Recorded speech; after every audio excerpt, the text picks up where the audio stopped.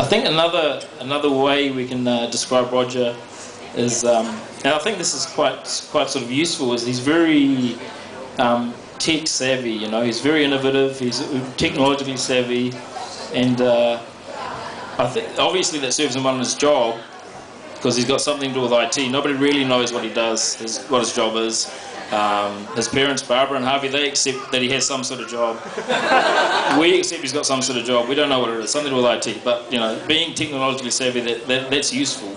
And not only in his professional life is he tech savvy, but also in his personal life.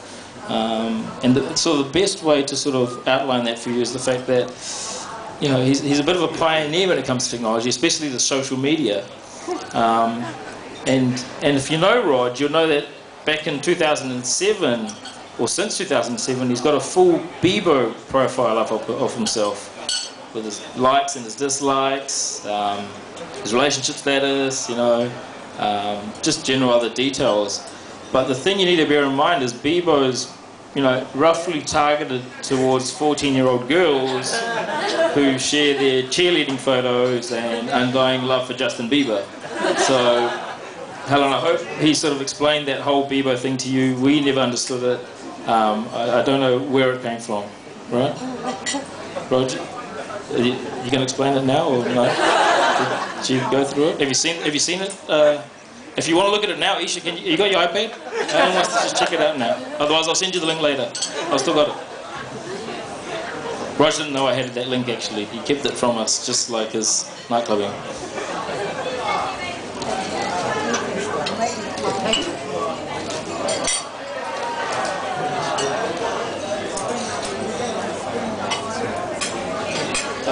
Let me move on. I've got just a couple more stories for you about Roger.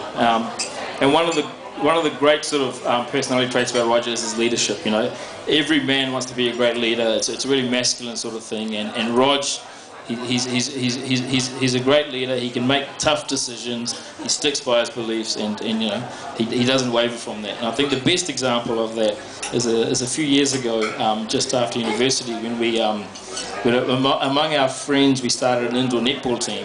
And you know Roger very well. He plays indoor netball 3 times a week. It's his training for the NBA. He still believes. But we started this team, and it was really a family team, you know, because Kenneth was there, right? Kenneth, Chris was there, Isha was our ring-in. You know, it was like a family. It was a great thing. Now Raj, of course, he was our captain. He was our manager. He was the head selector. He did everything. You know, he was the head of that team. He was that leader. And it reminds me that we didn't win that season. We didn't do poorly either, you know. We just sort of finished mid-table. So I thought, as is the case with indoor netball leagues, you sort of finish one season and then you go on to the next season, right? A couple of weeks later. So Rog being the selector and coordinator, I was just waiting for him to send me the schedule for the next round of games.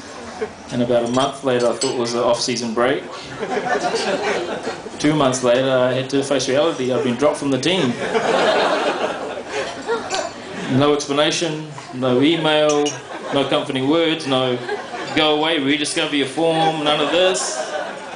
Just he made a bold decision, doesn't need to explain it, you know, it's completely unnecessary. Now that's what you call leadership, right? He makes a decision, tough decision, just goes with it. You know, thanks, Rog. I'm the best man today. Yeah.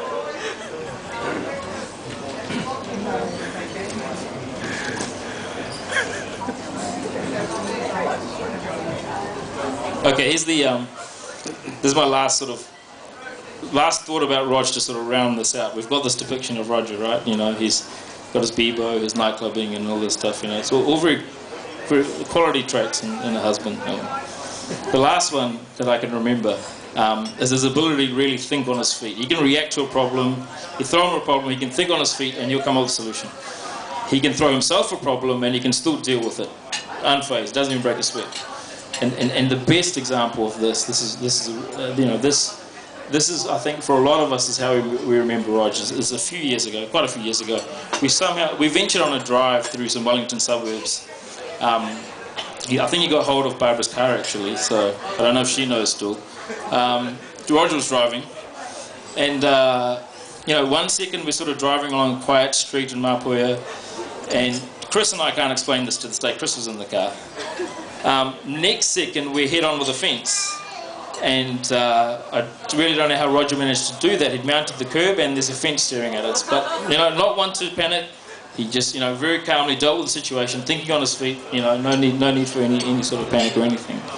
So, you know, that was, you know, we were quite impressed with that. But then, you know, heading back that same evening, Roger decided that, you know, it's not enough of a challenge to deal with the fence, that he can, you know, why not try some moving targets as well at the same time. That's more of a challenge. So we get to the intersection, and that's, I recall it was a giveaway, but Roger just disregarded the giveaway completely, and there's an oncoming car.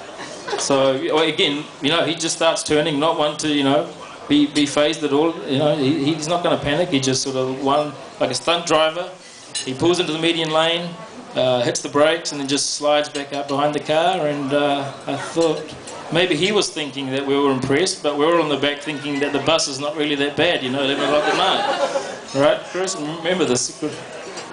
So, right, of course, this guy can think on his feet. There's no problem too big for him. So, okay, then two months later, maybe not even 2 months later, we're just going down to Johnsonville to get some groceries. You know, just a quiet drive.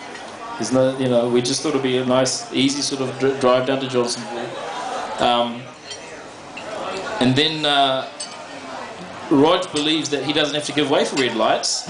Red lights just don't matter. Right, Rog? You just turn whenever you like. There's oncoming cars, doesn't make a difference. Again, doesn't panic, just floors it. Goes straight through the intersection. The car misses us by maybe an inch or two. Maybe an inch or two. This is at night, you know. But Rog is just, you know, he's just Mr. Calm and collected. He can always think on his feet. He can solve a problem. I think he was expecting us to give him a round of applause, but that wasn't quite the case. We were just sitting scared in the back seat, and I can honestly say that since that day, I have never been in a car with him behind the wheel. No, that's Chris. It's like twice in 10 years I've been with him, you know, been in with the car. So, Helen, just a tip, you know, he's very calm under pressure, but when you look for a house, double garage, right? Because you'll need a car. You can follow behind him in your car, and he can show off his skills to you, but just don't, you know. And to prove it, this man still has a restricted license. So I think he's failed a few tests or something along the way. I think he's tried to show these skills off to the tester, but they don't quite see it in the same vein, right? I don't know why. So I hope that gives you a bit of a rounded sort of depiction of Roger, you know. He's a very sociable person. He's technologically savvy. He's a bold leader, and the guy can think on his feet. So what a quality husband, right? So I think it wouldn't be fair for me to sort of finish without sort of commenting on the happy couple. Just look at them. They really are meant for each other, because they are like the epitome of personal fitness. They're always working out, you know. As long as I've known Roger, he's always gone to the gym. He's always going. I think he goes almost every day. So I think he must have proposed to Helen at the gym.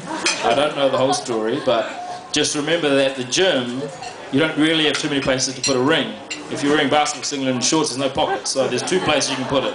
In your socks, sweaty socks, or your underwear, sweaty underwear. So Helen, he tells me it was the socks. I'm not so sure. Could have been the underwear. Just, you know, some disinfectant or something. It'll be clean, don't worry. I hope that you gave it a rinse. Right? So, on that note, I don't want to carry on too much longer with these stories of Roger. We can catch up personally, Helen. I can give you some more. Don't worry. It's no problem. Right, Rog? Yeah? Let me just, once again, thank you for coming tonight. I'd like to congratulate both proud families, of course, from Helen's side, from Roger's side, who've all come today.